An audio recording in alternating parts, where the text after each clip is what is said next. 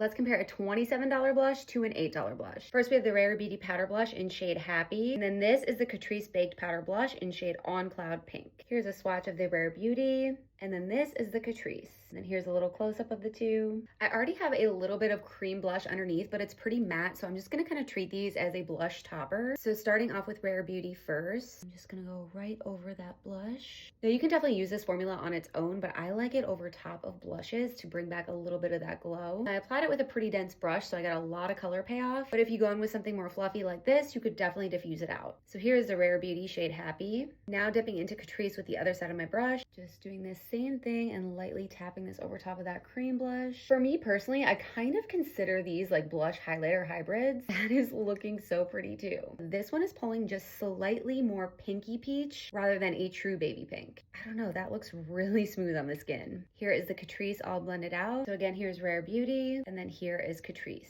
Obviously, these are both very pretty, slightly different in finish and shade, but not by much. I would say the Catrice is a little less pigmented and more luminous. Whereas the Rare Beauty definitely is still luminous, but it's got a little bit more of a blush type pigment to it. I know which one I think I like better, but now you guys can let me know.